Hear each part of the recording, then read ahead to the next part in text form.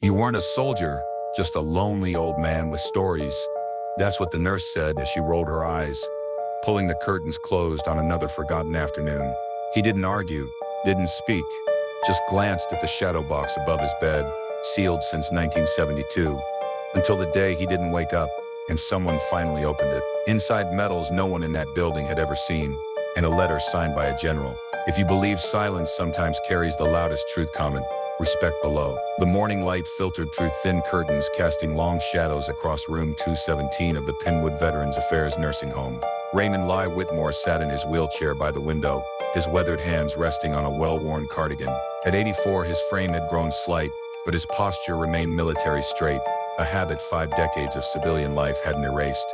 Above his neatly made bed hung a wooden shadow box, its dark mahogany surface gleaming from regular polishing. The glass front revealed nothing of its contents, sealed shut since 1972, the year Raymond returned from a war that followed him home in ways only he understood. "Morning, Mr. Whitmore," then said Connor Wells, the newest aide at Pinewood, as he entered with fresh linens. At 24, Connor moved with the careful efficiency of someone still learning the rhythms of elder care. "Beautiful day out there, want to head to the garden after breakfast?" Raymond nodded, a slight smile warming his lined face. "Thank you, son," he said softly. Connor noticed, as he always did, how Raymond's eyes drifted to the shadow box. Every morning the same glance, brief but loaded with unspoken weight.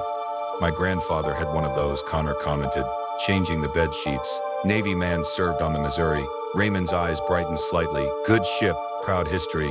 These fragments were typical of their conversations, short, respectful exchanges that never quite crossed into personal territory. In 3 months of caring for Raymond, Connor had learned the man was from Minnesota, had no living family, and had served overseas during the unpleasantness, as Raymond put it.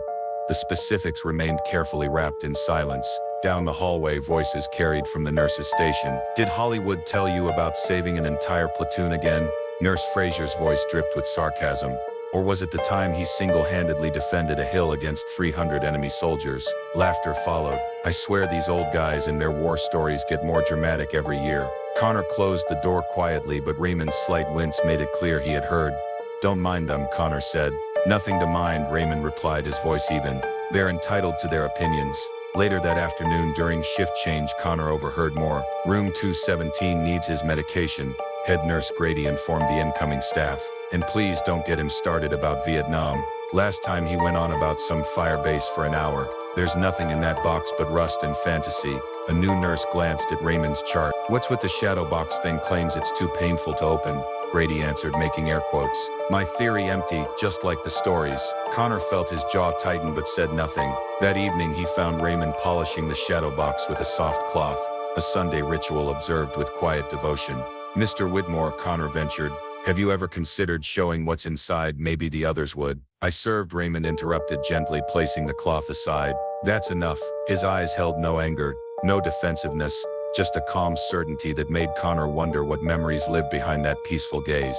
"That's enough," Raymond repeated, more to himself than to Connor, as the sunset painted the shadow box in gold. The quarterly staff meeting at Pinewood was mandatory, a gathering of nurses, aides, administrators, and care specialists to discuss resident issues and facility improvements.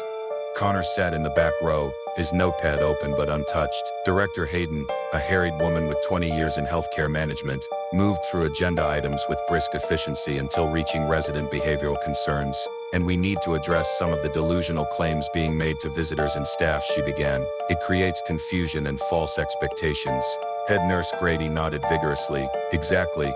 Like room 217, Mr. Whitmore told the visiting high school volunteers he was at Firebase Thunderfall and received commendations from General Beckett himself." Connor straightened in his chair. "The kids went home and Googled it," Grady continued. "Started asking why we don't have his medals displayed. It's embarrassing when these stories get out of hand." "It's harmless," Connor interjected, surprising himself with his own boldness.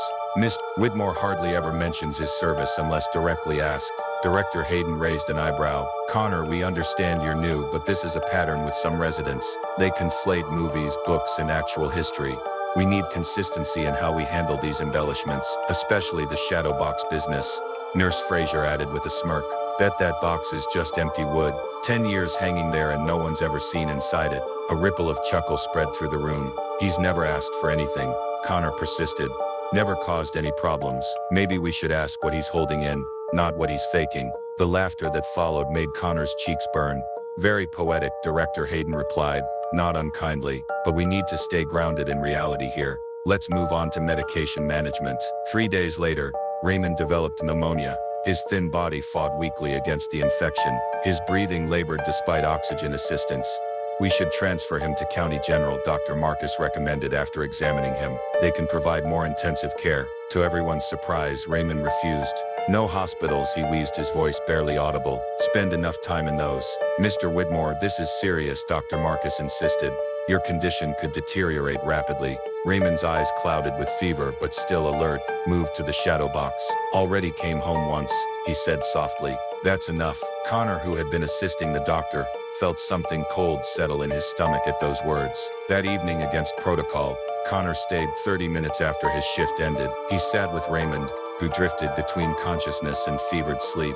During one lucid moment, Raymond beckoned him closer. Connor, he whispered, would you mind adjusting the frame? Make sure it's straight. Connor carefully straightened the shadow box. Like this, Raymond nodded weakly. Good. Make sure it's straight. Someone might look at it right after. The words hung in the darkening room like a quiet prophecy. Mr. Whitmore, Raymond, you're going to be fine, Connor insisted, though the rattle in the old man's chest told a different story. Raymond's eyes, suddenly clear and direct, met Connor's. We both know better, son. He paused, each breath an effort. You've been kind. Thank you for that. Connor wanted to say more, to ask about the box, about what lay sealed behind that glass. But something in Raymond's expression stopped him. Some boundaries weren't his to cross. The next morning, Connor arrived early for his shift.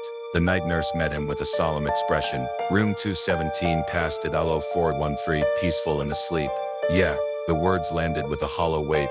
Connor nodded mechanically, signing the check-in log with a hand that didn't feel like his own. We've already contacted the VA funeral services, she continued. No family to notify. Housekeeping will clear the room by noon. I'll do it, Connor said quickly. I'd like to. It's the least I can do. The nurse shrugged. Suit yourself. Just bag his personal effects for storage. Standard procedure. Room 217 felt different without Raymond's presence. Smaller, quieter, emptier. Connor moved through the space, slowly, carefully folding the few clothes, collecting the handful of books, the reading glasses, the small radio. Then he stood before the shadow box. He'd never touched it except to straighten it the night before. Now, studying it more closely, he noticed something, a small piece of tape on the underside of the frame. Gently lifting the box from its hook, he found a key taped to the back, hidden all these years in plain sight. With trembling hands, Connor inserted the key into the small lock at the bottom of the box. It turned with a soft click. If you believe judgment should wait until the whole story is known, comment respect below. The shadow box opened on silent hinges, as if responding to a long-awaited command. Inside, nestled against faded velvet, lay the physical remnants of a history no one at Pinewood had bothered to verify. A silver star, its points catching the morning light. A bronze star with valor devised, the ribbon slightly faded but dignified. A purple heart with an oak leaf cluster indicating not one but two wounds sustained in service. And beneath these, a folded letter on Department of the Army letterhead, dated September 17, 1973. Connor unfolded it with reverent care, the paper crackling softly under his touch. The letterhead bore the name, General Nathan R. Beckett, Chief of Staff of the United States Army. The text below, typed but personally signed, read, to Sergeant First Class Ernest Whitmore, it is with profound gratitude that I formally acknowledge your actions at Firebase Thunderfall between July 1823 and 1970. Your leadership under sustained enemy fire, and your personal courage in evacuating wounded men across exposed terrain directly resulted in saving 42 American lives. While official recognition has been delayed due to the classified nature of operations in that region, please accept this letter as confirmation that your nation recognizes your extraordinary valor. When asked about your actions later, he reportedly said, I just did what needed doing. Such humility exemplifies the highest traditions of the United States Army. Sincerely, Nathan R. Beckett, General United States Army, Chief of Staff. Connor stood frozen, the letter trembling slightly in his hands. Everything Raymond had alluded to, everything the staff had dismissed as fantasy, was confirmed in these artifacts. Without conscious thought, Connor found himself at the nursing station's computer. He typed Firebase Thunderfall, Vietnam, 1970, into the search engine. The results loaded instantly, historical accounts of one of the bloodiest battles of the war, A 4-day siege where American forces were surrounded and nearly overrun before a desperate evacuation. He printed the letter and walked directly to Director Michael's office, knocking once before entering without invitation. "Connor, this isn't a good time," she began. Wordlessly, he placed the letter on her desk. She read it, her expression shifting from annoyance to confusion to dawning horror. "Where did you get this?" she asked quietly. "Mr. Whitmore's shadow box, the one we all assumed was empty." By afternoon, the entire Pinewood staff had been summoned to an emergency meeting. The shadow box sat at the center of the conference table, its contents now visible to all. Director Michael stood beside it, her usual administrative confidence replaced by something more solemn. "I verified the authenticity of these items," she began, her voice tight. "I've also spoken with the Department of Veterans Affairs. Sergeant First Class Ernest Whitmore was indeed at Firebase Thunderfall. He led a rescue operation that saved dozens of wounded soldiers." The silence in the room was absolute. "For years," she continued, "this man lived among us without recognition. Worse, he was subjected to ridicule and dismissal." Her eyes swept across the room, lingering on certain staff members. "We failed him, not as medical providers, but as human beings." Head nurse Grady stared at the floor. Nurse Frazier wiped a tear from her cheek. "We can't undo our actions," Director Hayden concluded, "but we can honor him now and ensure this never happens again." The shadow box was relocated to the main lobby, placed in a specially constructed display case, with improved lighting and security. Beneath it, a brass plate was affixed with an inscription that Connor had suggested. "We called him liar. He was a hero. We were wrong." Word spread beyond Pinewood's walls, Beagle Bay's walls. The local newspaper ran a story. Veterans groups from 3 counties organized a memorial service in the facility's garden. Colonel Preston Hale, retired, who had served in the same region as Raymond, gave a short, powerful speech. Ernest Whitmore could have demanded respect, could have displayed his medals, could have corrected those who doubted him. Instead, he chose dignity.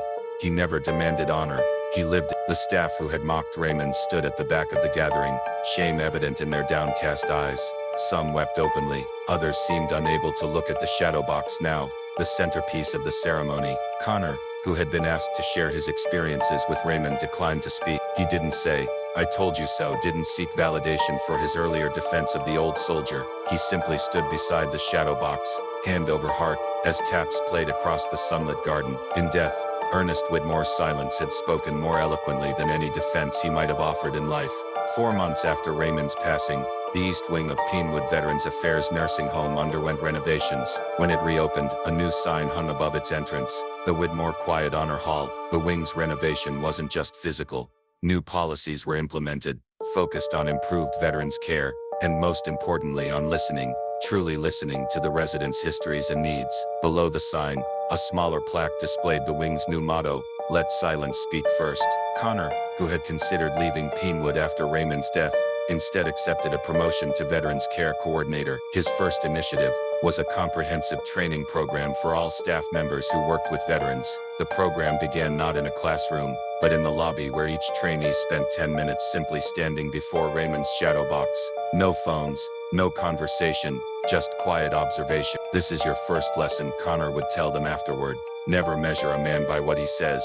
Measure him by what he doesn't need to prove." The shadow box itself had been resealed not to hide its contents, but to preserve them. Beside the display, a framed transcript of General Beckett's letter allowed visitors to read the words that validated Raymond's quiet claims. Above the box, etched into a glass panel that caught the light at certain hours of the day, was an inscription: "Some truths don't shout, they wait to be seen." The effects of Raymond's posthumous recognition rippled beyond Pinewood. The state VA administration revised its protocols for documenting and honoring veterans' service histories. Several staff members who had mocked Raymond requested transfers, unable to reconcile their behavior with their professional oaths. Director Hayden, in a moment of unexpected vulnerability during a staff meeting, admitted, "We look for the wrong kinds of strength sometimes. We mistake quietness for weakness, humility for uncertainty." Perhaps the most profound change was in how the staff interacted with residents. Questions became more thoughtful, listening became more intentional. The reflexive skepticism that had colored interactions with certain veterans gave way to a presumption, truth of honor earned through sacrifice, most civilians could never fully comprehend. On November 11th, the first Veterans Day after Raymond's passing, Pinewood hosted a ceremony. Distinguished speakers were invited, elaborate refreshments prepared, a color guard arranged. But when the time came, Connor proposed a different observance. At precisely 11 a.m., Every staff member and resident who was able gathered in the lobby. Connor placed a single white rose beneath the shadow box. No speeches were given, no music played, just a minute of silence for the man no one believed until it was too late, and for all those whose stories remained untold. As the minute ended, an elderly resident in a wheelchair, a Korean War veteran who rarely spoke, reached out and touched the shadow box gently. He would have liked this, the old soldier said softly. Not the attention, the silence. That's where the truth always lived for men like us. Connor nodded, understanding now what Raymond had known all along, that some kinds of honor can only be recognized in stillness, and some kinds of courage speak most clearly when they don't speak at all. Subscribe to Steelheart Stories if you believe the quietest man in the room may carry the loudest truth. And long after the ceremony faded and routines resumed, one truth remained. Raymond Whitmore never needed to raise his voice to be heard. His silence was his testimony, his dignity, his uniform. And now, in that quiet hall bearing his name, every whisper of respect echoes louder than 1,000 apologies ever could.